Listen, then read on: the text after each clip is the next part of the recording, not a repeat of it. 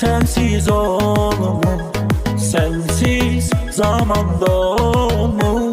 Gitmir, günler gitmir, ağrım, acım ditmir. Her gün üsyan, her gün hasret, hicran her gün. Olmur, sensiz olmur, sensiz zamanda olmur.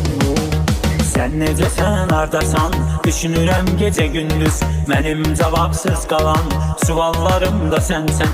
Tellərinə bağlanıb sürünürəm gecə gündüz. Əsirəm sevgilim, xəyallarım da sənsən. Miyanə gözlərində xumarlanıb azmışam. Yollarında qaranlıq, fikirlərimdə sənsən. Qəmimdən, kədərindən sətir-sətir yazmışam. Nəğmələrimdə sənsən, şeirlərimdə sənsən. Elə bil səninlə yaşamışam bir ömür. Sensiz heç nəyəm, ürəyim döyünmür. İnan ki bu ürək sənin də sənin yanır.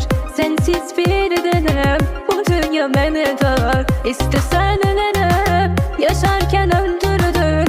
Ümidin bitsin, əzabımşam kimə verim. Mənsiz heç mol sənin, qoymayım sevdiğin. Sen iste bu canım, fedadır sənə yanım.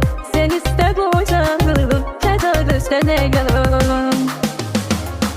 Sensiz ölə bilmərəm, belə də dözə bilmərəm. Seni bensiz sınayıb, qoyub gedə bilmərəm.